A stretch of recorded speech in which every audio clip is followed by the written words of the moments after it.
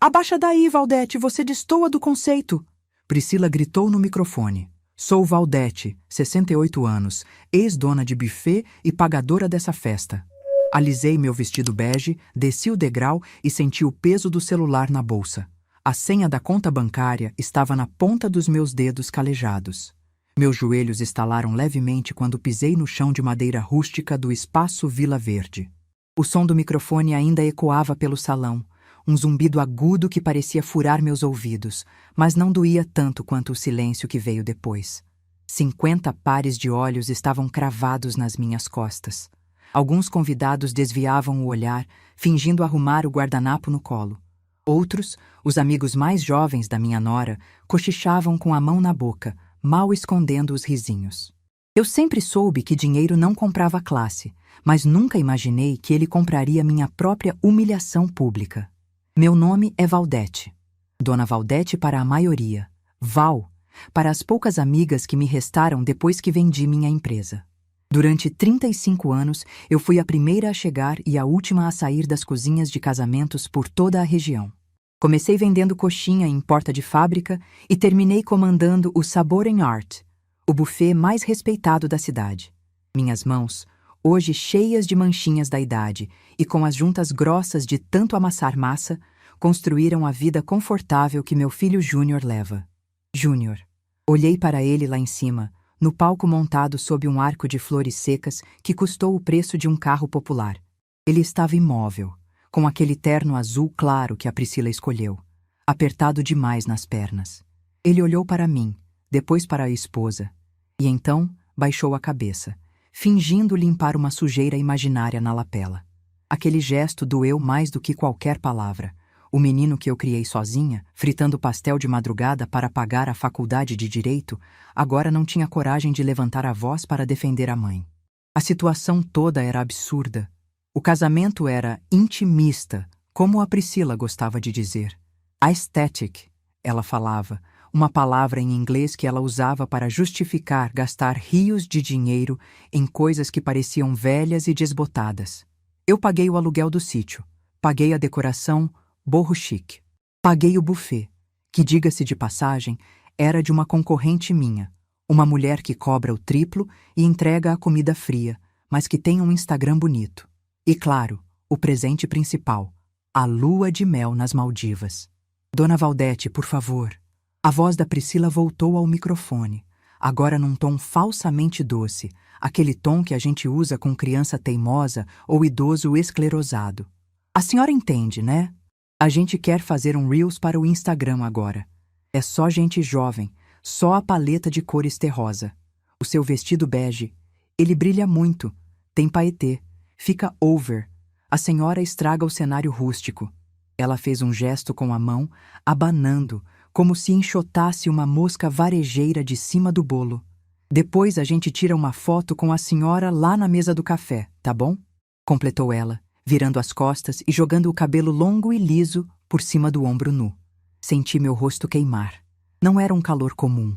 Era uma labareda que subia do pescoço até a raiz dos cabelos brancos que eu tinha matizado com tanto cuidado na véspera. Eu estava usando um vestido que mandei fazer sob medida.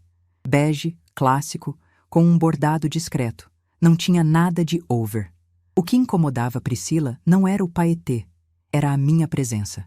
Era a minha pele enrugada, o meu corpo gordo de matrona, a minha origem de cozinheira que não combinava com a imagem de herdeira que ela tentava vender nas redes sociais. Para ela, eu era apenas a carteira aberta, o caixa eletrônico ambulante que viabilizava os delírios de grandeza dela. E para o meu filho, bem, para o Júnior, eu tinha me tornado um estorvo conveniente. Respirei fundo, sentindo o cheiro enjoativo dos lírios misturado com o aroma de fritura velha que vinha da cozinha. Eu sabia reconhecer óleo reutilizado a quilômetros de distância. Dei as costas para o palco. Não ia chorar. Valdete da Silva não chora na frente de plateia.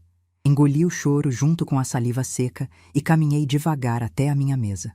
A mesa que me deram ficava num canto estratégico, perto da saída da cozinha e longe da pista de dança. A mesa dos sobras, como a gente chamava no meu tempo de buffet.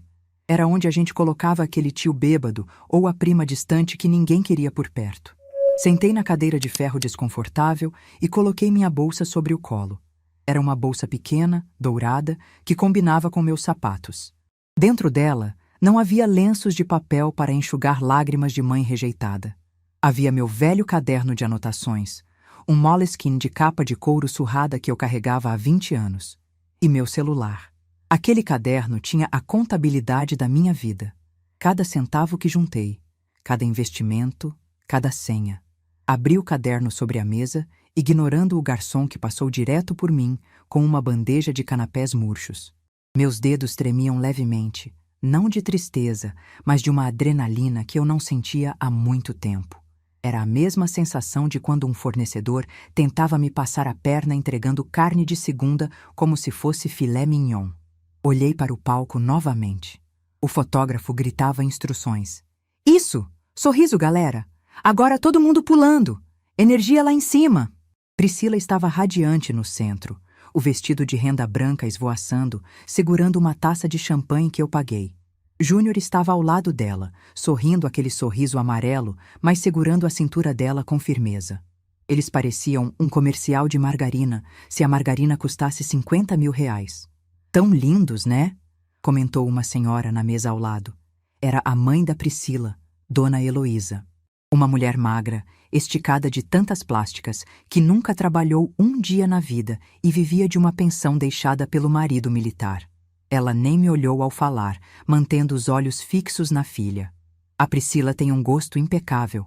Ela disse que queria tudo perfeito. E realmente, tirando aquele pequeno contratempo agora, está tudo divino. Pequeno contratempo. Era assim que ela chamava a humilhação pública da mulher que estava bancando o champanhe que ela bebia. É, Heloísa, respondi, minha voz saindo rouca, mas firme.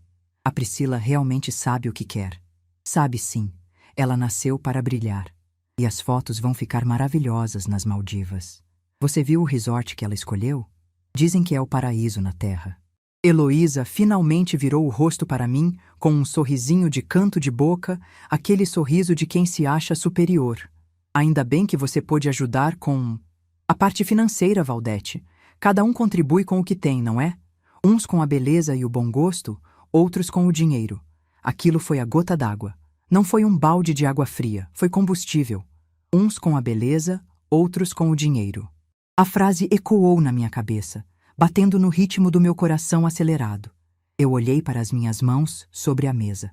Mãos que descascaram toneladas de batatas, que queimaram em fornos industriais, que carregaram caixas pesadas de bebidas para que o Júnior nunca precisasse trabalhar na adolescência. Mãos que assinaram o cheque de entrada deste sítio. Abri a bolsa novamente e tirei meu celular. Não era um modelo de última geração como o da Priscila, que tinha 3 câmeras e custava o preço de uma moto. Era um aparelho simples, com letras grandes configuradas, mas que tinha o aplicativo mais importante de todos, o do banco. E o da agência de viagens Mundo Azul. Desbloqueei a tela. A luz do visor iluminou meu rosto e eu me senti como uma vilã de novela, mas sem a risada maléfica. Apenas com a calma terrível de quem cansou de ser feita de tapete. Entrei no e-mail. Lá estava a mensagem da agência, recebida hoje pela manhã. Confirmação de pagamento pendente. Pacote luxo Maldivas. Casamento Júnior em Priscila. Eu tinha deixado o pagamento agendado para cair na segunda-feira. Uma precaução de velha comerciante. Seguro morreu de velho, meu pai dizia. Eu sempre gostava de conferir o serviço antes de liberar o dinheiro total. Hábito de quem lidou com fornecedores a vida toda. O valor brilhava na tela. R$ 42.500. R$ 42.500. Era o preço de um carro. Era o preço de muitas reformas. Era o preço de milhares de coxinhas fritas. Olhei para o palco uma última vez. Priscila estava agora fazendo uma pose sozinha, mandando beijo para a câmera, enquanto Júnior segurava o véu dela para dar movimento. Ninguém olhava para mim. Eu era invisível. Eu estragava o cenário. Se eu estrago o cenário, pensei, ajeitando os óculos no nariz, então meu dinheiro também deve estragar a conta bancária. Dinheiro de gente feia e velha não deve servir para pagar viagem de gente bonita e jovem. Meu dedo pairou sobre o link da agência. O sistema era simples. Havia um botão grande, cinza, escrito Cancelar reserva. E outro, verde, escrito Autorizar pagamento imediato. Lembrei de quando Júnior tinha 10 anos e me pediu um videogame caro. Eu não tinha o dinheiro na época. O buffet estava começando. Trabalhei 3 meses seguidos sem folga, pegando encomendas de velórios e batizados, dormindo 3 horas por noite para comprar aquele videogame. Quando dei a ele, ele nem me abraçou. Só correu para ligar na TV. Eu relevei. É criança, pensei. Mas agora ele tinha 32 anos. E estava lá, segurando o véu da mulher que me chamou de feia no microfone, sem dizer um ai. A ingratidão é um prato que se come frio, mas a justiça... Ah, a justiça a gente serve fervendo, toquei na tela. O aplicativo pediu uma confirmação. Tem certeza que deseja cancelar a reserva R89002? Esta ação não pode ser desfeita e taxas podem ser aplicadas. Dona Valdete? Uma garçonete jovem parou ao meu lado. Ela parecia cansada, com o avental torto. A senhora quer alguma coisa? Água? Olhei para a menina. Ela devia ter a idade que eu tinha quando comecei. Tinha olheiras profundas. Quero sim, minha filha. Sorri para ela. Um sorriso genuíno, tranquilo. Me traz uma água com gás e uma rodela de limão, por favor. Ah, e se tiver, me traz um daquele docinho de nozes que eu vi passar. Vou precisar de açúcar. Claro, senhora. Assim que ela virou as costas, voltei ao celular. Sim, tenho certeza. Murmurei para mim mesma. Cliquei em confirmar cancelamento. A tela carregou por 2 segundos que pareceram horas. A rodinha girou, girou, e então apareceu a mensagem em letras vermelhas. Reserva cancelada com sucesso. O valor retido será estornado para a conta de origem em até 24 horas. Senti um alívio físico, como se tivesse tirado um espartilho apertado. O ar entrou mais fácil nos meus pulmões. Mas eu não parei por aí. Abri o aplicativo do banco. Havia as transferências programadas para o restante do buffet, a tal segunda parcela que a concorrente exigiu para o dia seguinte ao evento, e para o DJ famoso, que só tocava músicas que eu não entendia. Cancelei a do buffet, cancelei a do DJ. Priscila queria um casamento inesquecível? Pois ela teria. Guardei o celular na bolsa e fechei o fecho com um clique metálico que soou para mim como o engatilhar de uma arma. A festa continuava. A música alta batia no peito, o grave tremendo os copos na mesa. Dona Heloísa, ao meu lado, continuava falando sobre como a filha merecia o mundo. Sabe, Valdete? Ela disse tomando um gole do champanhe. A Priscila estava comentando que talvez eles precisem de uma ajuda para mobiliar o apartamento novo quando voltarem de viagem. Aquele sofá de linho italiano é tão caro. Eu peguei meu caderno de couro, abri numa página em branco e tirei uma caneta Bic dourada da bolsa. Comecei a fazer uma lista. Não uma lista de compras, nem de ingredientes. Uma lista do que eu faria com o meu dinheiro a partir de segunda-feira. 1. Trocar meu carro. 2. Reformar minha casa de praia que o Júnior detestava porque tinha cheiro de mofo. 3. Um cruzeiro. Sozinha. Ou melhor, com as minhas amigas do baralho. Valdete? Você está me ouvindo? Heloísa insistiu, percebendo meu silêncio. Virei-me para ela lentamente. Estou ouvindo sim, Heloísa. O sofá italiano. Isso. Então você acha que consegue... Não. Cortei, seca. Ela piscou confusa. O botox na testa a impedia de franzir o senho, mas os olhos arregalaram. Como assim não? Não vou ajudar com o sofá. E tenho uma novidade sobre as Maldivas também. Falei, mantendo o tom de voz baixo, quase confidencial. O quê? Você conseguiu um upgrade? A Priscila queria quarto com piscina privativa. Sorri. Aquele sorriso que eu dava quando sabia que o bolo estava no ponto perfeito, prestes a sair do forno. Digamos que a piscina agora é bem privativa. Tão privativa que não existe. Antes que ela pudesse perguntar o que eu queria dizer, o som do microfone estourou novamente. Era a hora dos discursos. Priscila pegou a palavra, ofegante de tanto pular nas fotos. Gente! Ela gritou, e a voz dela era aguda, estridente. Antes de cortar o bolo, eu queria agradecer. Agradecer ao universo, à energia desse lugar mágico. E, claro, Ao meu amor, Júnior. E também, ela fez uma pausa dramática, olhando para a plateia. Por um segundo, pensei que ela fosse me agradecer, que fosse ter um pingo de decência. E também a todos os meus seguidores que estão acompanhando a live. Vocês são tudo. Casamento, Pri e Ju. Nenhuma menção. Nenhum. Obrigada à minha sogra. Nada. Júnior pegou o microfone em seguida. A Pri disse tudo. Obrigado a todos que vieram. Vamos beber porque a noite é uma criança. Ele levantou a taça. Todos aplaudiram. Eu permaneci sentada, com as mãos cruzadas sobre o meu caderno de couro. A garçonete voltou com a minha água e o docinho. Aqui está, Dona Valdete. Obrigada, querida. Peguei o copo. A água gelada desceu rasgando, limpando a garganta. Sabe, minha filha, você trabalha aqui há muito tempo? Só faço bico aos finais de semana, senhora. Estou estudando enfermagem. Enfermagem. Profissão linda. Tirei uma nota de R$ 100 da bolsa e coloquei na mão dela, discretamente. Tome, para ajudar nos livros. A menina arregalou os olhos. Não precisa, senhora. É muito... Aceite. É melhor dar dinheiro para quem tem futuro e calos na mão do que para quem tem filtro no rosto e vento na cabeça. Ela sorriu, guardou a nota no bolso do avental e sussurrou um Deus lhe pague. Ele já pagou, minha filha. Respondi, olhando para a tela do meu celular que vibrou com a notificação do banco, confirmando o estorno. Ele já pagou. A festa estava apenas começando para eles. Mas o verdadeiro evento, aquele que ninguém esperava, estava acontecendo silenciosamente naquela mesa de canto, entre um gole de água com gás e uma anotação num caderno velho. Eles achavam que tinham me tirado do cenário. Mal sabiam eles que, sem mim, não havia cenário, não havia palco, não havia luz. Priscila desceu do palco e veio em direção à mesa da mãe, passando por mim sem me olhar. Ela se jogou na cadeira ao lado de Heloísa, abanando-se. Ai, mãe, cansei. Mas as fotos ficaram incríveis, ela disse. E então, como se notasse um móvel velho na sala, virou-se para mim. Ah, Dona Valdete, a senhora ainda está aí? Achei que tivesse ido embora depois daquela hora. Sabe como é? Idade cansa, né? Estou ótima, Priscila, respondi, fechando meu caderno com suavidade. Só estava conferindo uns e-mails.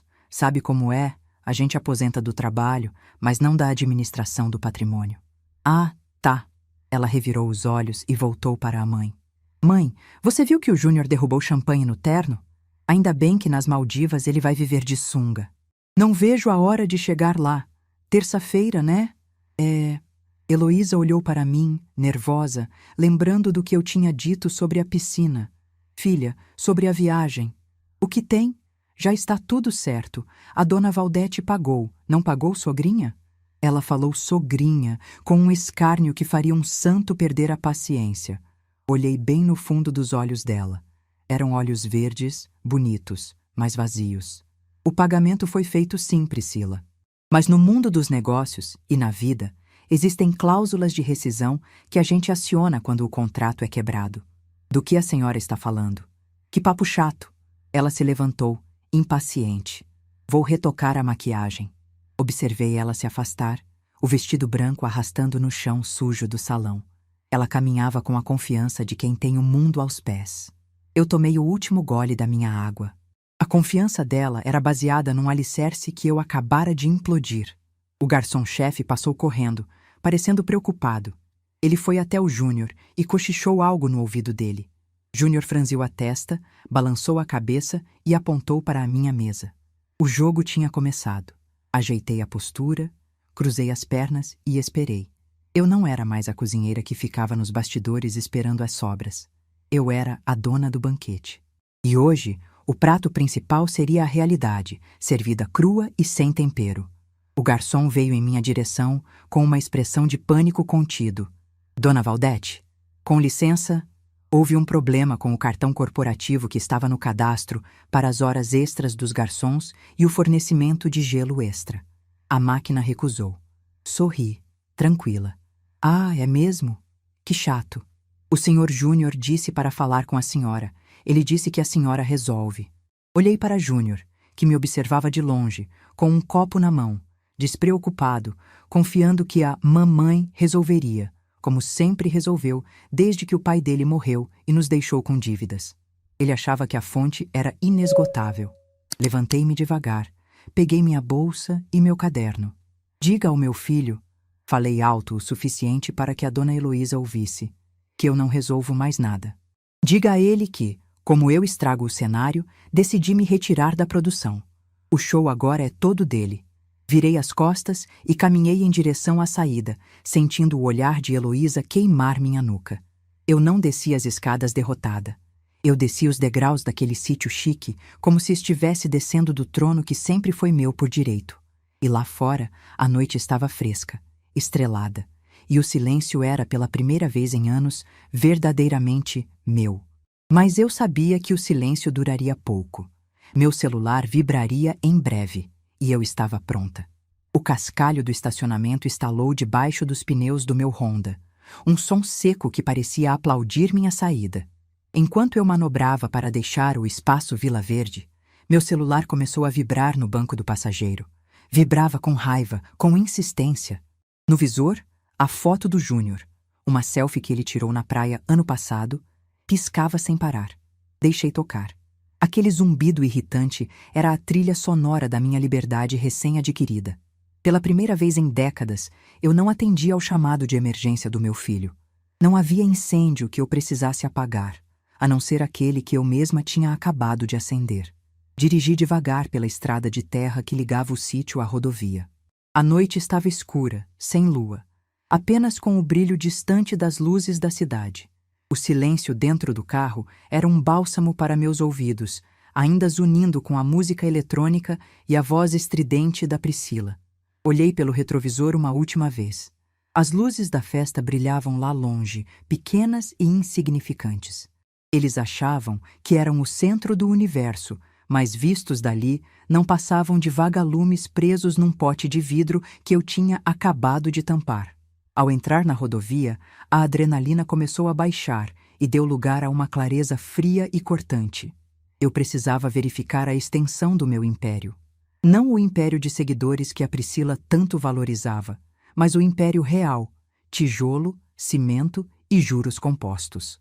Estacionei no acostamento de um posto de gasolina fechado. Liguei a luz interna do carro e abri novamente minha bolsa. O caderno Moleskine estava lá, fiel como um cão de guarda. Mas o que eu procurava estava num compartimento secreto da minha carteira. Um lugar onde guardava algo mais antigo e valioso que qualquer cartão de crédito. Tirei de lá uma pequena chave prateada, gasta pelo tempo. Era a chave do meu cofre em casa. Mas, simbolicamente, era a chave da minha sanidade. Enquanto o celular continuava a vibrar, agora aparecia Heloísa na tela, eu respirei fundo. Eles não faziam ideia de com quem estavam lidando. Acharam que estavam lidando com a vovó do buffet, a senhora que faz o cheque e sorri no canto da foto. Esqueceram que antes de ser avó, antes de ser mãe, eu fui a mulher que negociou dívidas com agiotas quando meu marido faleceu. A mulher que transformou um carrinho de lanche numa empresa de referência. Cheguei em casa 30 minutos depois. Minha casa não era a Aesthetic. Era uma construção sólida dos anos 80, com piso de taco de madeira de lei e móveis pesados de mogno que durariam mais 3 gerações. Assim que fechei a porta da frente e girei a tranca dupla, o silêncio da minha sala me abraçou. Tirei os sapatos de salto, sentindo o alívio imediato nos pés inchados, e caminhei descalça até o escritório. O escritório era meu santuário. Havia estantes cheias de livros de culinária, mas também de administração e direito tributário. Sentei na minha poltrona de couro giratória e acendi o abajur verde de banqueiro. Abri a gaveta da direita e tirei minha velha calculadora Casio, aquela com os botões grandes e os números meio apagados. Ela nunca errou uma conta. Ao lado dela, coloquei o Moleskine. Comecei a folhear o caderno, parando na página intitulada Júnior em Priscila. Era uma lista de despesas correntes que eu cobria mensalmente. Não era só o casamento. A humilhação no palco foi apenas o estopim de uma bomba que já estava armada há anos. Meus olhos percorreram os valores. Condomínio do apartamento nos Jardins, onde eles moram. R$ 2.800. Plano de saúde do casal, R$ 1.900. Parcela do carro da Priscila, presente de boas-vindas à família, R$ 1.500. Seguro do carro do Júnior, R$ 400. Academia, Premium, R$ 800. Somei tudo na calculadora. O tec-tec-tec das teclas era música para mim. O valor mensal que eu injetava na vida de fantasia deles era superior à aposentadoria de 5 trabalhadores honestos. E o que eu recebia em troca? A senhora estraga o cenário. Abri o cofre atrás do quadro de natureza morta. Lá dentro, pastas suspensas guardavam a verdade jurídica da nossa família. Puxei a pasta vermelha, a escritura do apartamento onde eles moravam. Meus olhos foram direto para a cláusula de usufruto. O imóvel era meu. Estava no meu nome. Eu tinha deixado eles morarem lá para começarem a vida, como uma mãe coruja que protege o ninho. Mas corujas também têm garras. Também encontrei o documento do carro da Priscila. O leasing estava no nome da minha empresa, a pessoa jurídica que eu mantive ativa para gerir meus bens. Tecnicamente, o carro não era dela. Era um ativo da Valdete Alimentos Liteda. Pousei os documentos sobre a mesa e me permiti um momento de fraqueza. Olhei para uma foto antiga na estante. Eu e o pai do Júnior, recém-casados, na frente do nosso primeiro trailer de lanches. Eu estava suada, com o avental manchado de mostarda, mas sorria com uma felicidade genuína. Nós não tínhamos Maldivas, não tínhamos fotógrafo profissional, não tínhamos conceito. Tínhamos trabalho e amor. Onde foi que eu errei com o Júnior? Será que foi dando tudo o que eu não tive? Eu queria que ele tivesse as mãos macias de quem segura uma caneta, não as mãos calejadas de quem segura uma escumadeira. E consegui. As mãos dele são macias, tão macias que não conseguem segurar a própria dignidade, deixando-a escorregar pelos dedos para agradar uma mulher que mede o valor das pessoas por pixels numa tela. Senti uma lágrima solitária escorrer, mas a enxuguei antes que chegasse ao queixo. Não era hora para o luto da mãe. Era a hora da estratégia da empresária. A dona Valdete, que servia cafezinho, tinha ficado no salão de festas.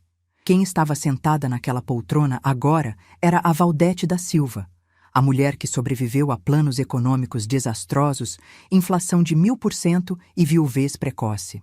A percepção externa sobre mim sempre foi a de uma senhora boazinha, meio cafona para os padrões modernos, útil apenas para assinar cheques. Priscila me via como um acessório necessário, porém desagradável, como um aparelho ortodôntico. Júnior me via como um recurso natural inesgotável, como água ou ar. Eles nunca se deram ao trabalho de olhar nos meus olhos e ver a inteligência que brilhava lá no fundo. Eles confundiram minha generosidade com submissão. Confundiram meu silêncio com ignorância. Eles achavam que o poder estava na juventude, na beleza, na capacidade de influenciar desconhecidos na internet. Mas o poder real é silencioso. O poder real é ter a escritura, é ter a senha mestra, é ter a capacidade de fechar a torneira quando a água começa a vazar.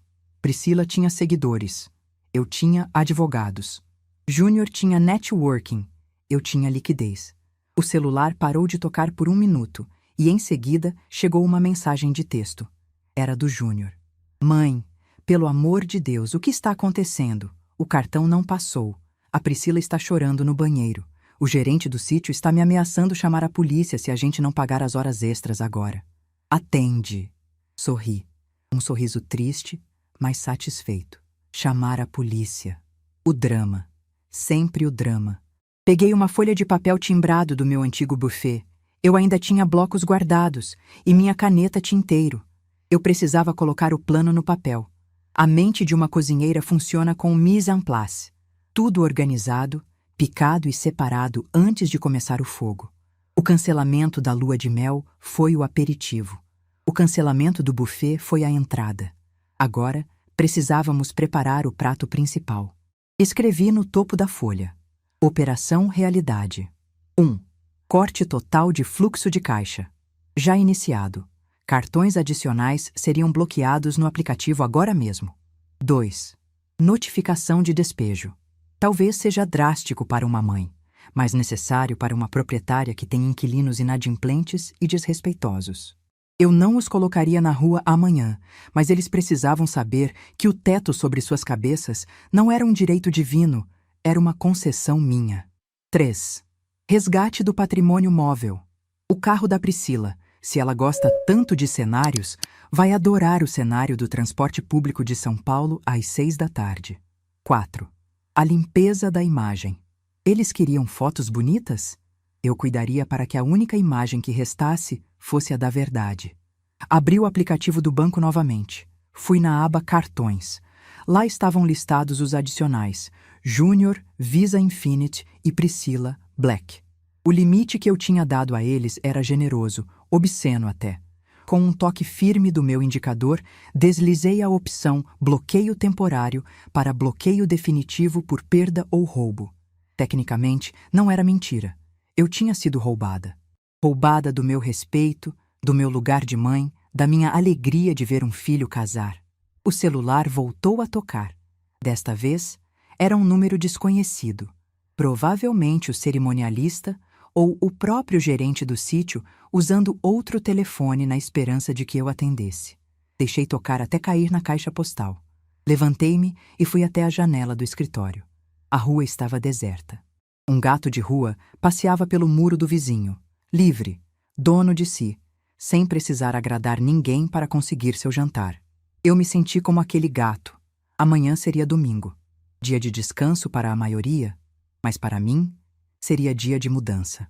Eu não ficaria em casa esperando eles virem bater na minha porta com desculpas esfarrapadas e flores murchas roubadas de algum arranjo da festa. Eu iria para o meu refúgio, a casa de praia em Itanhaém.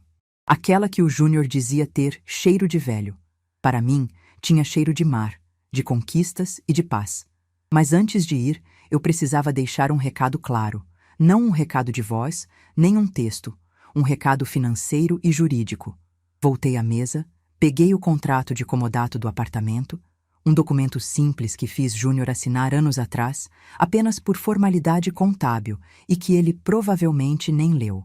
O contrato dizia que o imóvel era cedido gratuitamente, mas que a proprietária, eu, poderia solicitar a retomada do bem com aviso prévio de 30 dias a qualquer momento, por qualquer motivo.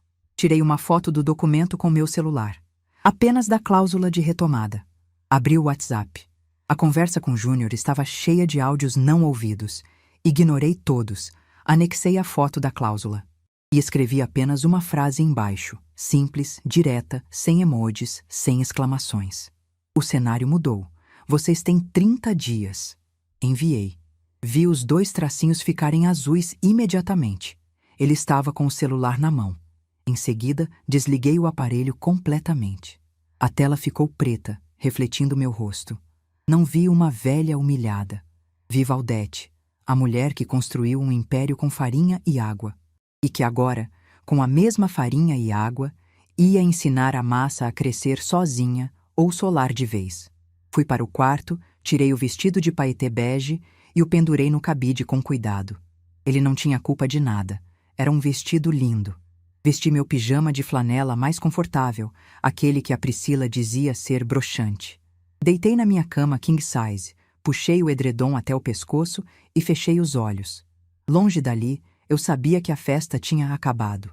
A música devia ter parado, as luzes se acendido, revelando a maquiagem borrada e a sujeira no chão. Mas aqui, no meu quarto, o silêncio era a melodia mais doce que eu já tinha ouvido. Dormi com a tranquilidade de quem sabe que, ao acordar, o mundo seria um lugar diferente. Um lugar onde eu não era mais figurante, mas a diretora de toda a produção. Acordei antes do sol, com aquele hábito antigo de quem precisava estar na CEAGESP às 4 da manhã para escolher os melhores tomates. O quarto estava silencioso, mas minha cabeça já trabalhava na rotação máxima de uma batedeira industrial. Levantei-me, lavei o rosto com água fria e não olhei para o espelho. Hoje não era dia de vaidade, era dia de inventário. Preparei meu café, coado no pano como eu gosto, forte e sem açúcar. Enquanto a água fervia, observei meu celular sobre a mesa da cozinha. Ele estava desligado desde a noite anterior, parecendo um pequeno tijolo preto inofensivo. Liguei o aparelho. A vibração foi contínua, irritante, parecendo uma britadeira na minha mão. 112 notificações de WhatsApp, 35 chamadas perdidas. Júnior, Priscila, Dona Heloísa, o cerimonialista, até uma prima de terceiro grau que eu não via há anos. O mundo deles estava pegando fogo, e eu estava ali, sentindo o cheiro da borra de café e ouvindo o canto dos sabiás no meu quintal. Não abri as mensagens, não ouvi os áudios, apenas deslizei o dedo para a lista de contatos e liguei para uma única pessoa. Roberto, meu gerente de banco há 20 anos. Valdete. A voz dele estava rouca de sono. Eram 6:30 da manhã de um domingo. Aconteceu alguma coisa? Alguém morreu? Bom dia, Roberto. Desculpe o horário. Ninguém morreu, mas algumas contas vão ser enterradas hoje. Expliquei a situação em 3 frases curtas. Roberto tentou argumentar, disse que o bloqueio total dos cartões adicionais no meio do fim de semana poderia gerar transtornos. Transtorno, Roberto, é o que eu passei ontem à noite. Cortei, minha voz firme, sem tremer. Quero a revogação das procurações que o Júnior tem na conta da empresa. Amanhã, 1ª hora. E quero o bloqueio imediato do leasing do carro. Acione o rastreador. Quero saber onde o veículo está. Valdete, o carro está no nome da jurídica, mas é o Júnior quem usa... O carro é da Sabre & Art, e a diretoria decidiu recolher a frota para manutenção. Agora. Desliguei antes que ele pudesse tentar me acalmar. Tomei meu café num gole só, sentindo o líquido quente descer e acordar meu estômago. Fui até a gaveta do aparador da sala e peguei um molho de chaves antigo. Nele, pendurado, havia um chaveiro de metal pesado com o logo do meu buffet, já meio descascado nas bordas. Era a chave reserva da SUV branca que a Priscila chamava de meu bebê. Vesti uma calça jeans larga, uma camisa de algodão branca e troquei os sapatos de salto por meus tênis de caminhada. Peguei minha bolsa, o Moleskine e o chaveiro. O caminho até o bairro nobre dos Jardins, onde ficava o apartamento que eu comprei e eles moravam, estava tranquilo. A cidade de São Paulo tem uma beleza estranha nas manhãs de domingo, uma calmaria de concreto que esconde a ferocidade da semana. Estacionei meu Honda 2015 na rua lateral, longe da portaria principal.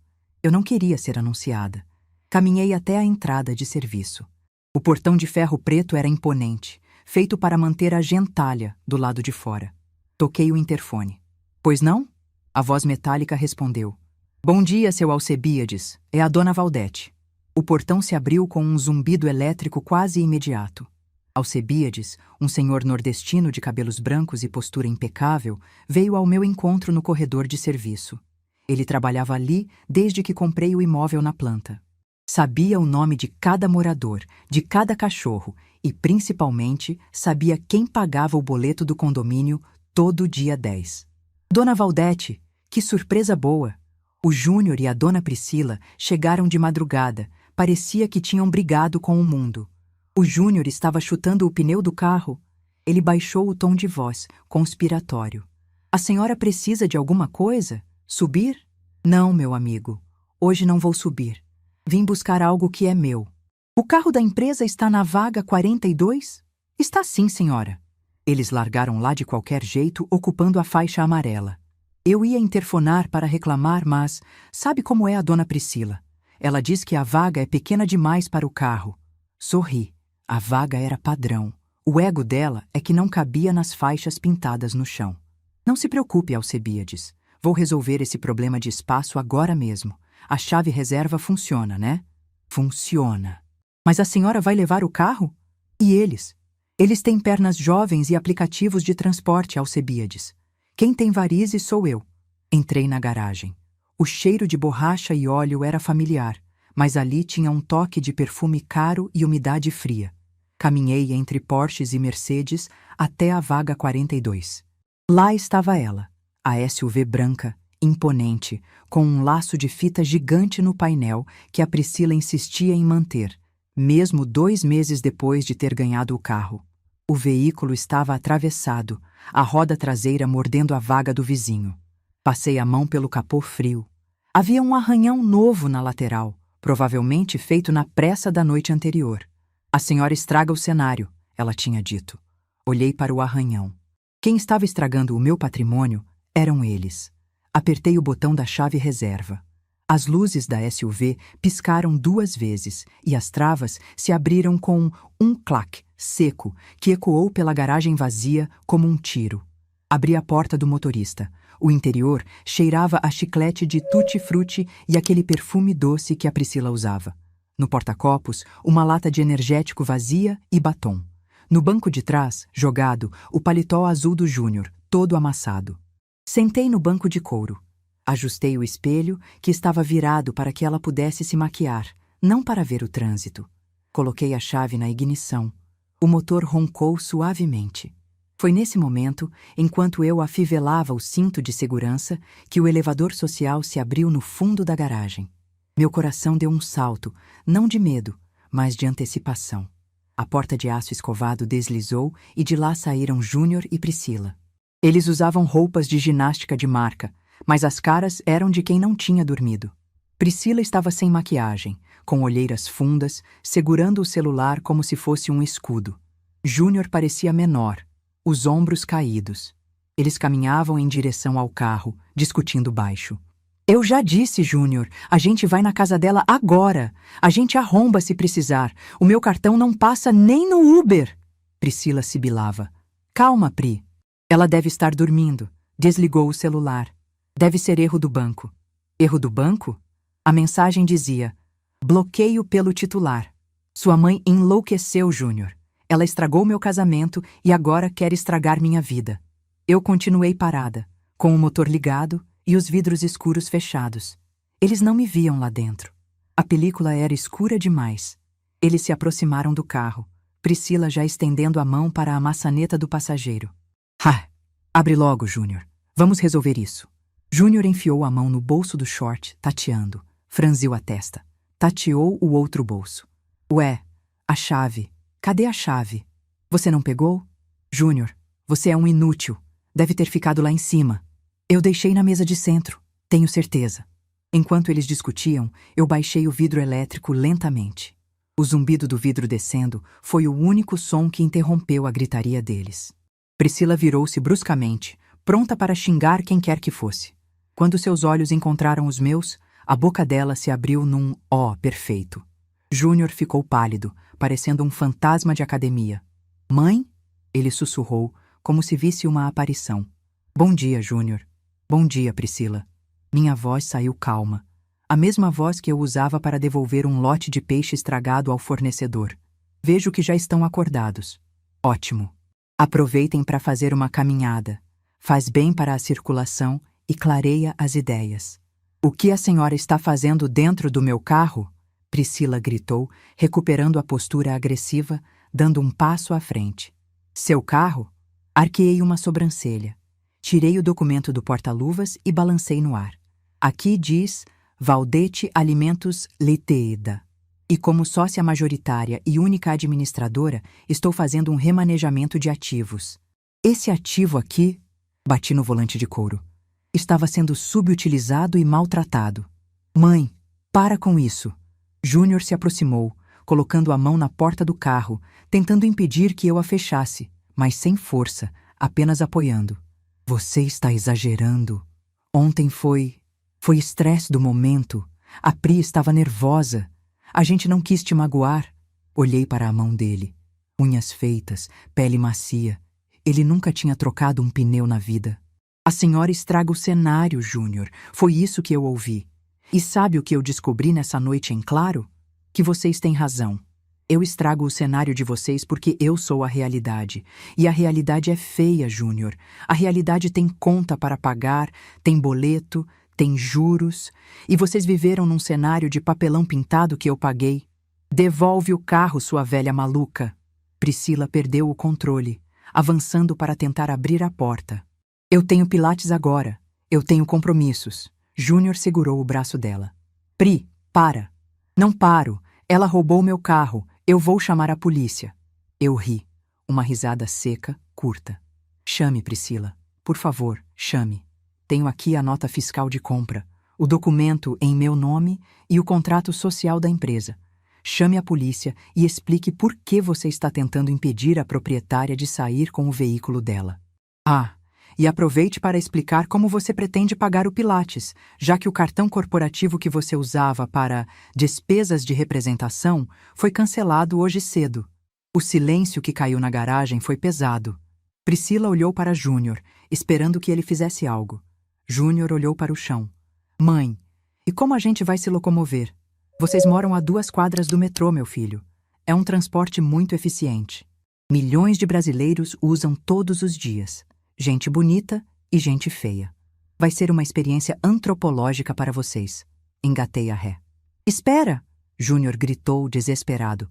E o apartamento? Eu vi a mensagem. 30 dias? Mãe, você não pode fazer isso. É a nossa casa. Parei o carro por um instante e olhei nos olhos dele. Vi o menino de 10 anos que pedia o videogame. Mas aquele menino não existia mais. Não é sua casa, Júnior. É um imóvel cedido em comodato. E o contrato é claro. O proprietário pode reaver o bem quando lhe convier. E me convém. Vou vender. O mercado imobiliário está aquecido e eu pretendo viajar. Cruzeiros são caros, sabia? Você vai nos colocar na rua? A voz dele embargou. Não. Vou colocar vocês no mundo real. É diferente. Na rua fica quem não tem capacidade. Vocês são jovens, bonitos, cheios de conceito. Tenho certeza que vão se virar. A Priscila não tem milhares de seguidores? Peça para eles ajudarem com a mudança. Façam uma vaquinha online. É tendência, não é? Apertei o botão para subir o vidro. Mãe, abre isso. Vamos conversar. Vamos subir. Eu faço um café. Eu já tomei café, Júnior. Estava ótimo. O vidro se fechou, abafando os gritos da Priscila, que agora batia no vidro com a palma da mão aberta, deixando marcas de gordura na minha janela recém-limpa. Soltei o freio de mão e acelerei. A SUV respondeu com potência. Fiz a curva da rampa de saída sem olhar para trás. Mas pelo retrovisor lateral, vi os dois parados no meio da garagem cinza, pequenos, coloridos em suas roupas de ginástica neon, parecendo 2 crianças perdidas num shopping center depois que a loja de brinquedos fechou. Ao sair na rua, a luz do sol de domingo bateu no meu rosto. Baixei o quebra-sol e liguei o rádio. Estava tocando uma música sertaneja antiga, daquelas que falam de dar a volta por cima. Aumentei o volume. Meu celular, jogado no banco do passageiro, vibrou novamente. Olhei de relance no sinal vermelho. Uma notificação do banco. Tentativa de compra recusada. Padaria Bela Paulista. Valor: R$ 185. Motivo: cartão bloqueado. R$ 185 num café da manhã. Sorri. Eles iam ter que aprender a fazer pão na chapa em casa. Isso, claro, se tivessem comprado pão e manteiga antes do bloqueio. Dirigi até a minha casa, estacionei a SUV na minha garagem, que agora ficaria apertada com 2 carros, e senti uma satisfação que eu não sentia desde que quitei meu primeiro empréstimo bancário. Entrei em casa e fui direto para o meu quarto. Abri o guarda-roupa e tirei uma mala de viagem média. Não a mala velha que eu usava para ir à Aparecida do Norte, mas uma mala rígida, nova, que eu tinha comprado numa promoção e nunca usado. Comecei a colocar roupas leves, vestidos de algodão, sandálias, meu chapéu de praia. Eu ia para Itanhaém, mas não para ficar mofando dentro de casa. Eu ia para reformar. Ia contratar pedreiros, pintores, ia comprar móveis novos. Ia transformar aquele lugar no meu palácio de verão. E o dinheiro que eu gastaria lá seria exatamente o valor que eu economizaria não pagando o estilo de vida de rei e rainha do camarote do meu filho. Enquanto dobrava uma blusa, o telefone fixo tocou na sala. Parei. O telefone fixo. Ninguém ligava para o fixo, exceto telemarketing ou emergências reais. Caminhei até a sala. O aparelho bege, antigo, gritava insistentemente. Tirei do gancho. Alô? Dona Valdete? Era a voz da Dona Heloísa. Ela não estava gritando, mas a voz tremia, aguda e nervosa. Valdete, pelo amor de Deus, a Priscila acabou de me ligar aos prantos. Ela disse que a senhora roubou o carro deles e ameaçou despejá-los? Valdete, nós somos família. Isso é caso de polícia. A minha filha está tendo uma crise de ansiedade. Respirei fundo, sentindo a textura do fio enrolado do telefone nos dedos. Heloísa, bom dia para você também. Primeiro, o carro é meu. Segundo, O apartamento é meu. Terceiro, família é quem respeita, quem cuida, quem está junto na alegria e na tristeza, e não só na hora de passar o cartão. A sua filha não está com crise de ansiedade. Ela está com crise de abstinência. Abstinência de dinheiro fácil. Como você ousa falar assim da minha filha? Ela é uma menina sensível. Ela tem uma imagem a zelar. O que as pessoas vão pensar se souberem que a sogra a expulsou de casa? Vão pensar que a sogra finalmente criou juízo, Heloísa. E se você está tão preocupada com o teto da sua filha, sugiro que prepare o quarto de hóspedes da sua casa, porque em 30 dias o caminhão de mudança vai encostar lá. E aviso logo, o sofá italiano não cabe em qualquer sala. Você é uma mulher amarga, Valdete. O dinheiro subiu à sua cabeça. O dinheiro sempre esteve na minha cabeça, Heloísa. Foi ele que pagou a festa de ontem. A diferença é que agora ele também vai pagar a minha paz. Desliguei o telefone na cara dela. Não bati com força. Apenas coloquei no gancho com delicadeza. O clique final foi mais satisfatório do que qualquer grito. Voltei para o quarto e fechei a mala. Zíper fechado. Ciclo fechado. Peguei o Moleskine e risquei o item Resgate do Patrimônio Móvel. Fiz um círculo vermelho em volta do item Notificação de despejo. Já estava feito, mas a execução real começaria agora. Eu precisava ligar para o advogado da empresa na segunda-feira para formalizar tudo. Nada de boca, tudo no papel. Carreguei a mala até o Honda. A SUV ficaria guardada, limpa e segura. Eu preferia meu carro velho. Ele conhecia o caminho do Mar de Cor. Antes de sair, fui até a cozinha e peguei um pacote de ração de gato que eu tinha comprado por impulso no supermercado, pensando no gato de rua que vi na noite anterior. Deixei num pote na varanda, com água fresca. Se aquele gato voltasse, teria o que comer. Ele merecia. Ele sobrevivia sozinho. Tranquei a casa. Entrei no carro. Quando coloquei o cinto, olhei para o celular. Uma nova mensagem do Júnior. Dessa vez, não era áudio, nem texto desesperado. Era uma foto. Uma foto da geladeira deles aberta, quase vazia, só com garrafas de água gourmet e potes de cremes faciais que a Priscila guardava no frio. A legenda dizia: Mãe, a gente não tem nem o que almoçar. Era para me fazer sentir culpa. Era a cartada final da manipulação emocional. A velha Valdete teria corrido para o mercado, comprado filé mignon e ido lá cozinhar para os pobres meninos. A nova Valdete digitou apenas: Tem ovo? Ovo frito é uma delícia e sustenta. Receita da vovó: pouco óleo, fogo baixo e tampa a panela para cozinhar a gema. Bom apetite. Bloqueei o contato temporariamente por 24 horas. Liguei o motor e peguei a estrada rumo ao litoral. O mar me esperava. E pela primeira vez na vida, eu não estava remando contra a maré para salvar quem queria me afogar.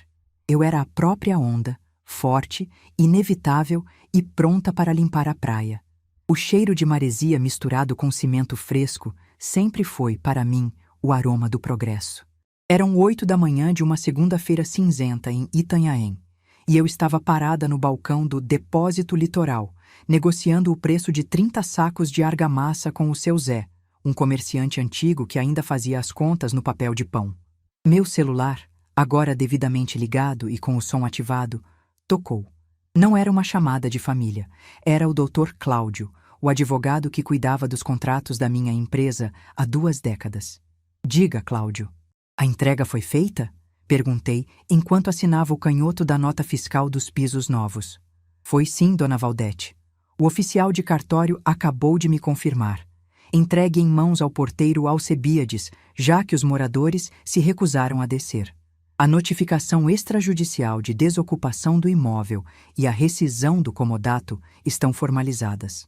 O prazo de 30 dias começou a contar a partir das 0805 de hoje. Senti um peso sair dos meus ombros, mas um aperto novo no estômago. Era a confirmação de que a guerra tinha deixado de ser fria. Agora, era trincheira aberta. E a reação? Perguntei, ajeitando os óculos. Bom, o porteiro disse que ouviu gritos vindos do 10º andar. Parece que algo foi quebrado. E, Valdete, o Júnior me ligou 5 vezes nos últimos 10 minutos. Ele está ameaçando entrar com uma liminar de manutenção de posse. Ele alega que a senhora não pode despejar o próprio filho. Ri, um riso curto que fez o seu Zé me olhar com curiosidade. O Júnior faltou às aulas de Direito Civil, Cláudio.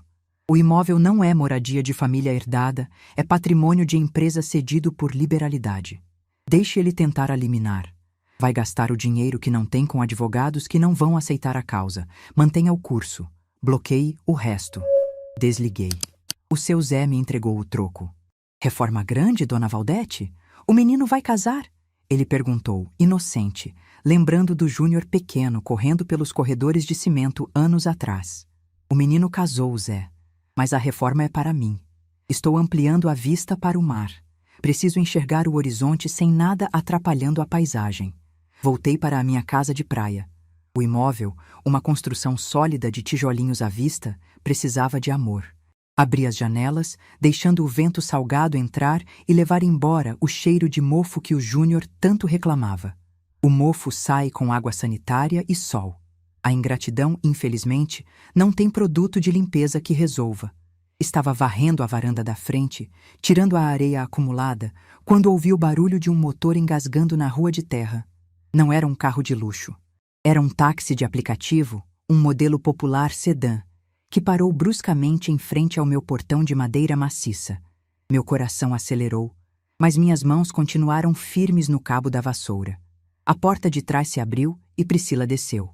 A imagem era, no mínimo, chocante. A musa do Instagram estava usando óculos escuros gigantes, um moletom cinza largo e chinelos de dedo. O cabelo, sempre escovado, estava preso num coque mal feito. Júnior desceu do outro lado, vestindo uma camiseta amassada e bermuda, segurando uma pasta de documentos debaixo do braço como se fosse uma arma. Eles não tinham a chave do portão de pedestres. Eu troquei o segredo assim que cheguei, no domingo à noite. Um chaveiro local cobra barato e trabalha rápido. "Mãe, abre aqui!" Júnior gritou, batendo as palmas das mãos na madeira envernizada. "A gente sabe que você está aí. O carro está na garagem." Caminhei devagar até o portão. Não abri. Fiquei do lado de dentro, com as grades de ferro entre nós. A simbologia era clara. Eles estavam do lado de fora da minha vida. "Bom dia", falei, apoiando a vassoura na mureta. "Visita surpresa? Eu não estava esperando ninguém. A casa está em obras, é perigoso. Não tenho capacetes para visitantes." "Para com esse teatro, Valdete." Priscila tirou os óculos escuros. Os olhos estavam inchados, vermelhos, sem rímel, sem filtro. A pele dela tinha manchas de estresse. "Você recebeu a notificação do banco? Eles bloquearam tudo. Eu fui comprar um remédio para dor de cabeça e o cartão recusou. Tivemos que vir de Uber e o motorista quase nos expulsou porque o pagamento no aplicativo falhou. Tivemos que pagar com as moedas que o Júnior achou no cofrinho antigo dele. Moedas são dinheiro, Priscila. É bom se acostumar com o peso delas no bolso. Cartão de crédito é plástico e ilusão. Mãe, por favor." Júnior se aproximou das grades, o rosto colado no ferro frio. Ele parecia ter envelhecido 10 anos em 2 dias. O oficial de justiça, ele entregou um papel lá. "Despejo? 30 dias? Você enlouqueceu? É o nosso lar. Onde a gente vai colocar as coisas? Onde a gente vai dormir? Vocês têm 30 dias para descobrir. É bastante tempo. Eu construí meu negócio do zero em 30 dias, Júnior. Lembra?" "Não, você não lembra. Você tinha 4 anos e brincava com massa de modelar enquanto eu amassava 300 quilos de farinha. A senhora não pode fazer isso." Priscila gritou, a voz estridente atraindo o olhar de um pescador que passava de bicicleta. "Eu sou uma figura pública. Eu tenho contratos. Eu preciso daquele apartamento para gravar meus vídeos. O cenário da sala é a minha marca registrada. Se eu perder aquele fundo de parede de tijolinhos brancos, eu perco parcerias." "Ah, a parede de tijolinhos. Aquela parede", respondi com calma didática. "É um revestimento 3D que eu paguei, instalei e que consta no inventário do imóvel. Se você precisa de cenário, Priscila, o mundo é vasto. A praia aqui na frente é pública e muito bonita. A luz natural é ótima. Eu vou te processar." Ela guinchou, batendo o pé no chão de terra batida. A poeira subiu, sujando o pé dela. "Danos morais, a senhora está me expondo ao ridículo." "Expondo?" Ri, balançando a cabeça. "Minha querida, eu não postei nada. Quem vive de exposição é você. Eu vivo de discrição e resultados. Se alguém souber que você foi despejada pela sogra, vai ser porque você contou, ou porque seus vizinhos ouviram seus gritos. Abri a minha bolsa de ferramentas que estava no chão e tirei o envelope pardo que o Dr. Cláudio tinha deixado comigo na semana anterior, prevendo que esse dia chegaria. Já que vieram até aqui gastando o pouco dinheiro que tinham, vou poupar o trabalho dos correios. Passei o envelope pelas grades. Júnior pegou, as mãos trêmulas. O que é isso? É o inventário completo dos bens móveis que guarnecem o apartamento 42. Cruzei os braços. Geladeira, side-by-side inox. Minha. Sofá de linho cinza. Meu. Televisão de 65 polegadas da sala. Minha. Cama, king size, com massageador. Minha. Até as cortinas de seda, Júnior, são minhas. A nota fiscal está grampeada na terceira página.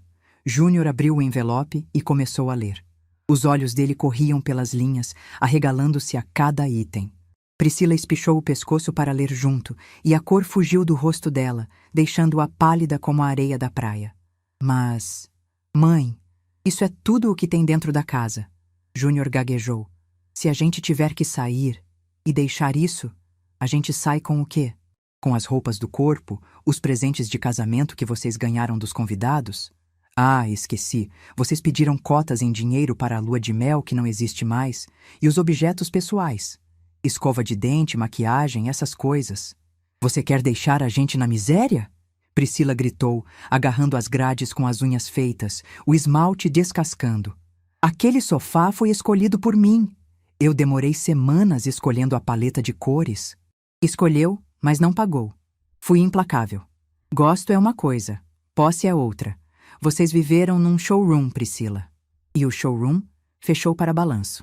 Foi então que Júnior tentou a cartada final. A cartada que eu sabia que viria. Ele tirou o celular do bolso. Mãe, se você não parar com isso agora, eu vou falar com o tio Alberto. Vou dizer que você está senil, que você não está em posse das suas faculdades mentais. A gente pode pedir a sua interdição. A Heloísa falou que conhece um psiquiatra que pode atestar... Parei. O som do mar pareceu sumir por um segundo. A audácia. A pura e simples audácia de cogitar me interditar para colocar as mãos no meu dinheiro. Olhei para o meu filho. O menino que eu levei para a Disney parcelando em 12 vezes. O menino que teve o melhor ensino, os melhores dentes, as melhores roupas. Abri o portão. Eles recuaram um passo, surpresos. Entrem, ordenei. Não foi um convite. Foi um comando. Eles entraram receosos. Levei-os até a varanda, onde uma mesa de madeira rústica estava coberta de papéis, plantas da reforma e minha calculadora antiga. Sentem-se. Eles sentaram no banco de madeira, um ao lado do outro, parecendo duas crianças na diretoria. Peguei uma pasta preta grossa. Interdição, Júnior. Falei baixo, perigosamente baixo. Você quer provar na justiça que a mulher que triplicou o patrimônio da família nos últimos 5 anos está louca? Abri a pasta. Aqui estão os balanços da Sabor & Art e dos meus investimentos pessoais. Apontei para os gráficos ascendentes. E aqui, virei a página. Está o registro das retiradas mensais que você fazia da empresa a título de consultoria jurídica. Consultoria essa que nunca existiu, já que você nunca assinou uma petição sequer para a empresa. O Dr. Cláudio fazia tudo. Júnior engoliu em seco. Isso se chama desvio de função e, se eu quiser ser chata, apropriação indébita. Se você tentar me interditar, meu filho, eu abro uma auditoria fiscal na sua vida pessoal que vai fazer a Receita Federal parecer uma mãe carinhosa. Você sonegou impostos sobre o dinheiro que eu te dava por fora. Eu declarei tudo como doação. Você declarou? Ele ficou mudo. O suor escorria pela têmpora dele. Ele sabia que não tinha declarado. Ele gastava tudo. Virei-me para a Priscila, que tentava se fazer de invisível. E você, minha nora, ameaçou me processar por danos morais? Vamos falar de imagem. Tirei um tablet da mesa e desbloqueei a tela. Tenho aqui prints de todas as vezes que você usou o nome do meu antigo buffet para conseguir permutas, dizendo que era sócia. Isso é falsidade ideológica e uso indevido de marca. Deslizei o dedo na tela. E tenho também o contato de todas as lojas onde você comprou roupas caras, no crediário usando o meu sobrenome como fiadora, sem a minha assinatura. Isso é estelionato. Quer mesmo envolver advogados e juízes nisso?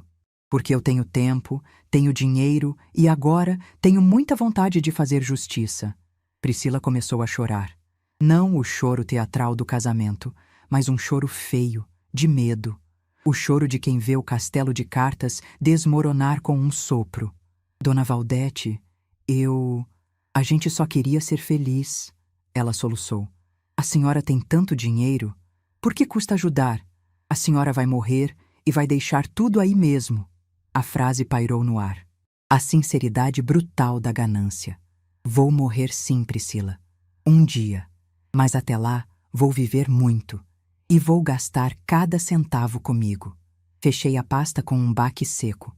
O dinheiro não aceita desaforo. E eu também não. Levantei-me e caminhei até a borda da varanda, olhando para o quintal onde os pedreiros começavam a chegar para o trabalho. A situação é a seguinte: o despejo continua. O corte financeiro é total e irrevogável. O carro fica na garagem de São Paulo até eu decidir vendê-lo. Vocês têm saúde, têm juventude e têm diploma. Usem. Mãe, como a gente vai voltar para São Paulo? Júnior perguntou, a voz fraca, derrotada. O aplicativo não funciona. A gente não tem dinheiro para a passagem de ônibus. Olhei para eles com uma mistura de pena e desprezo. Era patético. 2 adultos funcionais presos numa cidade litorânea porque não tinham R$ 100 no bolso. Meti a mão no bolso do meu jeans e tirei 2 notas de R$ 50 e algumas de 10. Aqui. Coloquei o dinheiro na mesa. R$ 120. Dá para a passagem de ônibus convencional até o Jabaquara e sobra para um lanche na rodoviária. Coxinha e refrigerante. É nutritivo. De ônibus? Priscila olhou para o dinheiro como se estivesse contaminado. Com as malas? Com as minhas roupas? As malas vocês levam no bagageiro. É seguro. Eu não acredito que a senhora está fazendo isso. Júnior pegou o dinheiro, humilhado, mas sem opção. Você é minha mãe. Exatamente por ser sua mãe, Júnior. Eu criei um parasita. Agora estou tentando, tardiamente, criar um homem. O processo é doloroso. Cortar o cordão umbilical aos 32 anos sangra mais do que no parto. Mas é necessário. O mestre de obras, seu Tião, apareceu no portão. Dona Valdete, o caminhão com as vigas chegou. Podemos descarregar? Podem sim, Tião. Gritei de volta, sorrindo. Podem entrar. Virei-me para o casal desolado na minha varanda. Agora, se me dão licença, eu tenho uma obra para gerenciar. Vocês precisam ir. A rodoviária fica a 2 quilômetros daqui. É uma caminhada boa, plana. Aproveitem a paisagem. O cenário de Itanhaém é muito bonito, se vocês souberem olhar. Júnior levantou-se, as pernas trêmulas.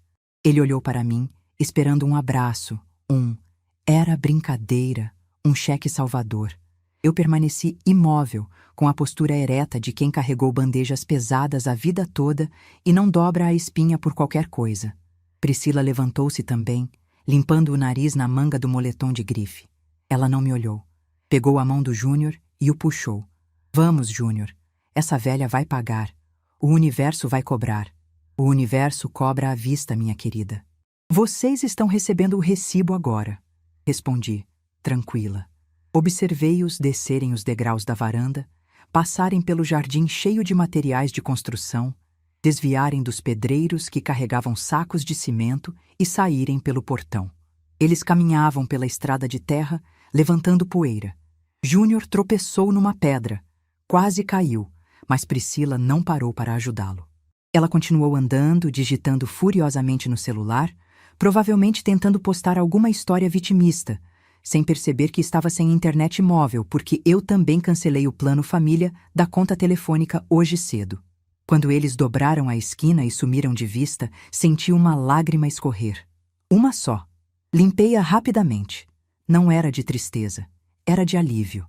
Era a lágrima de quem finalmente amputou um membro gangrenado para salvar o resto do corpo. Voltei para a mesa, peguei meu Moleskine e risquei o último item da lista. Confronto final. Abaixo dele, escrevi um novo tópico, com letras grandes e redondas.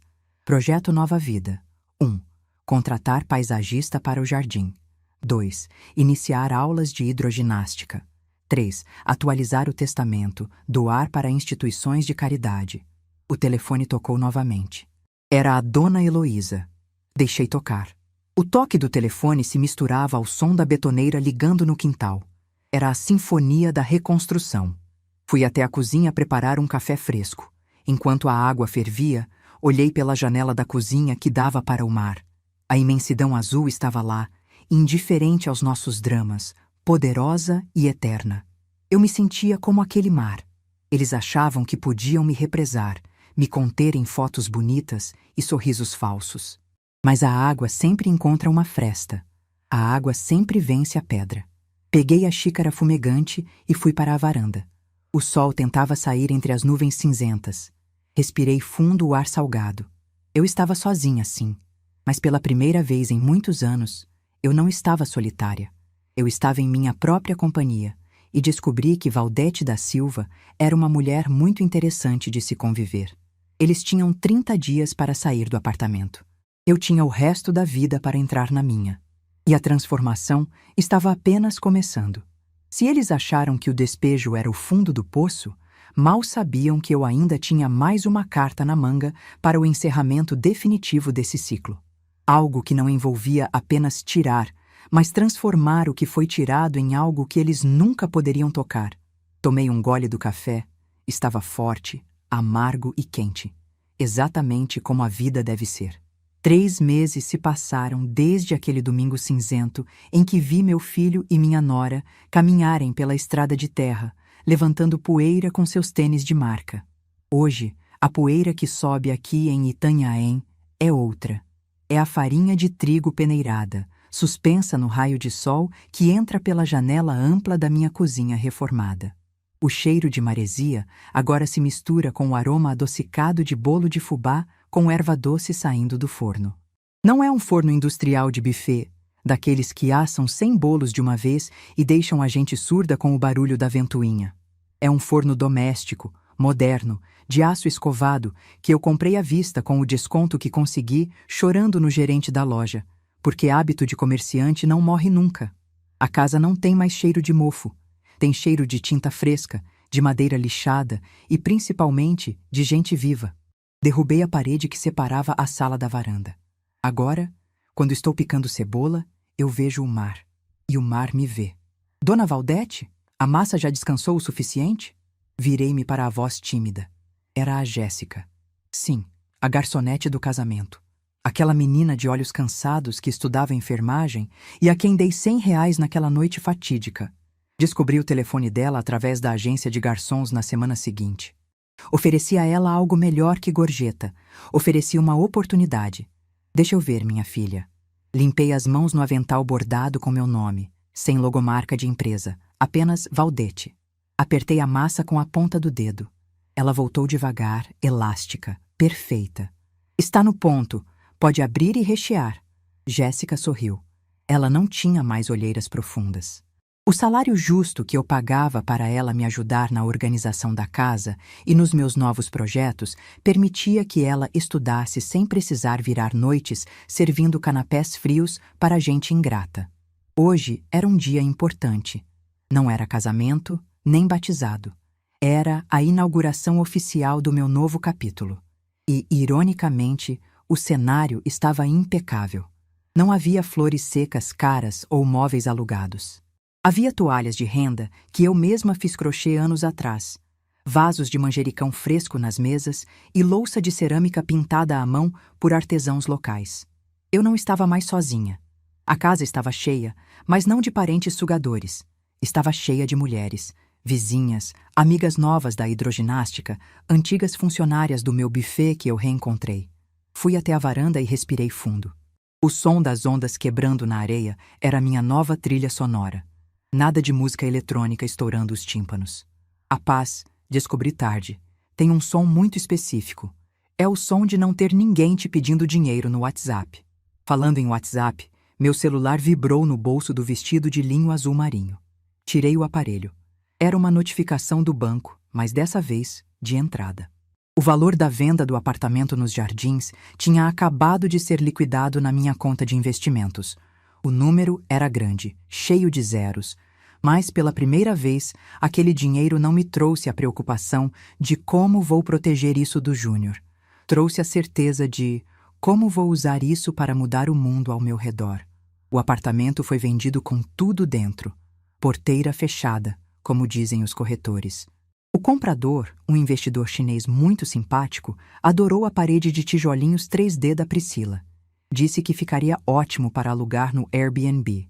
Ri sozinha pensando nisso. O cenário exclusivo da minha nora agora seria cenário de férias para centenas de estranhos. Eles? Bem, as notícias chegam. O mundo é pequeno e a língua do povo é grande. Dona Heloísa me ligou semana passada.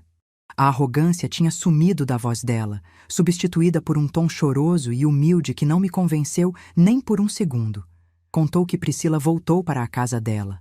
O amor eterno e a almas gêmeas não resistiram a 3 faturas de cartão recusadas e 2 viagens de ônibus lotado. Parece que Priscila está tentando processar o Júnior por promessa de casamento fraudulenta ou algo ridículo assim, alegando que ele mentiu sobre a situação financeira. Como se ela não soubesse que o dinheiro vinha de mim. Ela tentou retomar a carreira de influenciadora, fazendo vídeos sobre superação e minimalismo forçado, mas a internet é cruel. Sem as viagens e as roupas de grife, os seguidores sumiram como fumaça. E o Júnior? Suspirei, olhando para o horizonte onde o céu encontrava o mar. Júnior estava trabalhando. De verdade. Meu advogado, o Dr. Cláudio, me contou. Ele conseguiu um emprego como assistente administrativo num escritório de contabilidade no centro, ganhando um salário inicial, batendo ponto às 8 e saindo às 18. Mora numa kitnet na Bela Vista, alugada sem fiador, pagando seguro-fiança com o próprio suor. Dizem que ele emagreceu. Que cortou o cabelo naquele estilo moderno caro e agora usa um corte simples de barbeiro de bairro. Dizem que ele anda de metrô e leva marmita. Se eu sofri com isso? Nos primeiros dias, sim. O coração de mãe sangra. A gente quer dar o mundo para o filho. Mas depois entendi que eu não estava tirando o mundo dele. Eu estava dando a ele a chance de conquistar o próprio chão. Eu tinha criado um príncipe de conto de fadas num mundo real. Agora, ele estava aprendendo a ser plebeu. E talvez, só talvez, um dia ele virasse um rei de verdade, daqueles que constroem o próprio castelo. Dona Valdete, o pessoal do abrigo chegou. A voz de Jéssica me tirou dos devaneios. Sorri e voltei para a sala. Lá estava o meu novo projeto. Não era um buffet. Eu já tinha servido muita gente rica que não sabia diferenciar caviar de sagu. Agora, meu negócio era outro. Eu tinha fundado a Cozinha Escola Dona Valdete. O dinheiro da venda do apartamento não foi para cruzeiros. Bem, uma parte pequena foi. Reservei um para a Grécia em outubro, nem para acumular poeira no banco. Eu comprei o terreno ao lado da minha casa e construí uma cozinha industrial moderna, ventilada e digna. O objetivo? Ensinar. Na minha frente, 10 mulheres me olhavam com expectativa. Eram mulheres maduras, algumas com a idade que eu tinha quando comecei, outras mais novas, todas com marcas da vida no rosto. Mulheres que precisavam de renda, que precisavam de independência, que precisavam saber que a vida não acaba quando o marido vai embora ou quando os filhos crescem. Bom dia, minhas senhoras, falei alto, batendo palmas uma vez para chamar a atenção. A acústica da sala nova era ótima. Bom dia, Dona Valdete. Responderam em coro, sorrindo. Hoje não vamos aprender a fazer finesse. Não vamos aprender a fazer espuma de gengibre nem desconstruir nada. Caminhei até a bancada central, onde os ingredientes estavam organizados.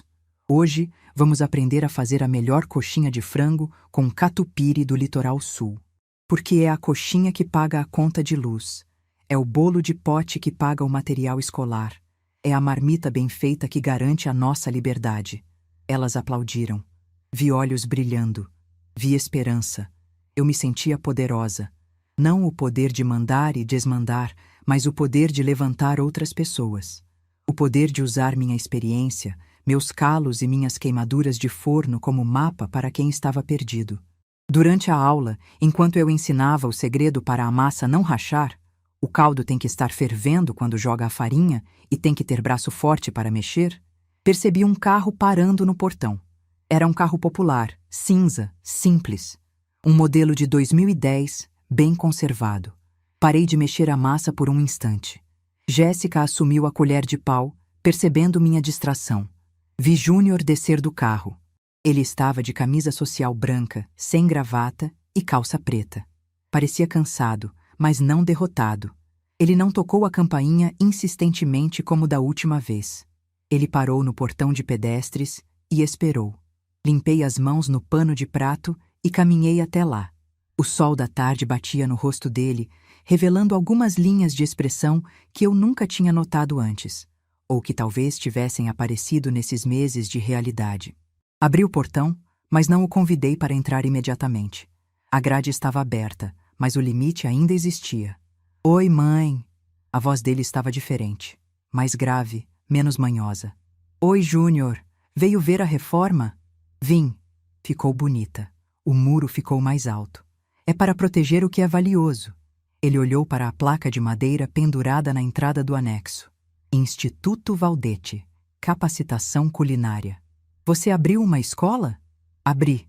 Estou ensinando mulheres a não dependerem de ninguém. Ele baixou a cabeça e deu um sorriso triste, de canto de boca. É, uma lição importante. Eu estou aprendendo também. Na marra. A marra é a melhor professora, meu filho. Ela não passa a mão na cabeça, mas ensina a andar direito. Ficamos em silêncio por um minuto. Não era um silêncio constrangedor, era um silêncio de avaliação. Eu o olhava e não via mais o menino mimado. Via um homem em construção. A obra estava atrasada, é verdade, 30 anos atrasada, mas pelo menos a fundação estava sendo refeita.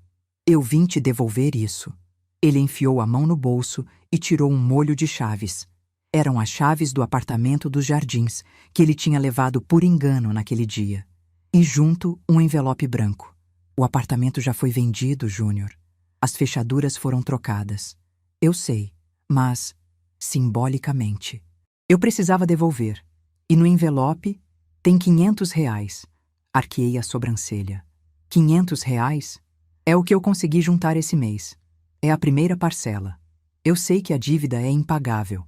Sei que custei milhões para a senhora a vida toda.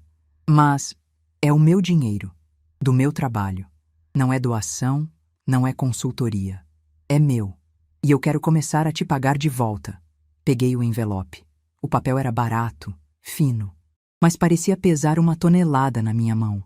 Aquele dinheiro valia mais do que o cheque de 40 mil da lua de mel. Aquele dinheiro tinha dignidade. Obrigada, Júnior. Guardei o envelope no bolso do avental, junto ao meu coração. Vou aceitar. E vou investir na compra de farinha para a turma da tarde. Seu dinheiro vai alimentar sonhos. Ele assentiu, parecendo aliviado. A Priscila... A gente não se fala mais. Eu sei, respondi seca. Livramento não se lamenta, se comemora. É, acho que sim. Ele olhou para o carro velho estacionado. Aquele é meu carro agora. Comprei financiado em 48 vezes. O juro é alto. O juro é o preço da impaciência, Júnior. Mas o carro é seu, ninguém pode tirar. Mãe, ele hesitou, os olhos marejados. Eu posso comer uma daquelas coxinhas? O cheiro está indo até a rua. Lembra a época que a senhora fritava na cozinha de casa de madrugada? Sorri. O primeiro sorriso genuíno que dei para ele em muito tempo. Hoje não, Júnior. Hoje a produção é das alunas. E eu tenho uma regra. Quem não ajuda a amassar, não ajuda a comer. Ele recuou, surpreso, mas depois concordou com a cabeça. Entendeu?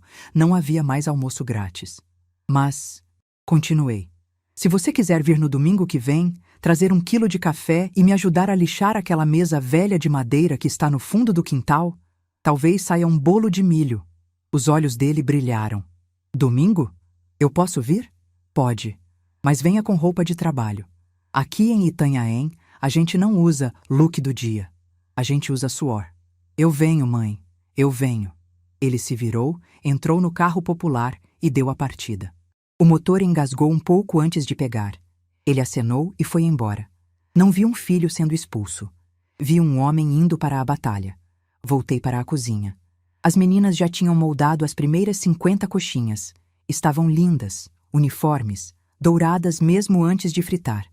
Tudo bem, dona Valdete? Jéssica perguntou. Tudo ótimo, querida. Peguei a escumadeira. Vamos fritar. O óleo está quente e a vida não espera esfriar.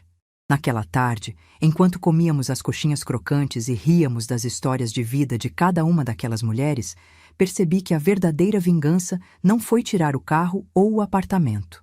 A verdadeira vingança foi tirar a venda dos meus próprios olhos. Eu passei anos sendo a coadjuvante na vida do meu filho, a figurante que pagava a conta para os protagonistas brilharem. Eu aceitei ser chamada de velha, de cafona, de estragadora de cenários. Mas a verdade é que o cenário deles era feito de isopor e purpurina. O meu é feito de concreto, mar e afeto real. Olhei para as minhas mãos. As mesmas mãos que Priscila desprezou. Mãos enrugadas, com manchas senes, unhas curtas. Mas eram mãos que seguravam o leme do meu próprio destino. A noite caiu suavemente sobre Itanhaém. As alunas foram embora levando marmitas e conhecimento. A casa ficou silenciosa, mas um silêncio preenchido. Sentei-me na minha poltrona nova na varanda, com uma taça de vinho tinto barato, mas honesto. Abri meu Moleskine velho. As páginas de contabilidade de despesas do Júnior estavam arrancadas. No lugar, havia listas de compras para o instituto, receitas novas e o roteiro da minha viagem para a Grécia. Escrevi uma última nota no rodapé da página. A idade não tira o nosso valor. Ela só mostra quem tem preço e quem tem dignidade. O cenário agora é meu, e ele é lindo. Fechei o caderno. O som do mar batia forte lá fora, constante, eterno. Eu tinha 68 anos e a vida inteira pela frente. A lua cheia subiu no céu, iluminando a arrebentação. Não precisei de filtro, não precisei de hashtag, não precisei de aprovação de ninguém. Apenas brindei a lua, a Valdete que fui e a Valdete que me tornei. E pela primeira vez, a foto ficou perfeita, mesmo que ninguém estivesse lá para tirar.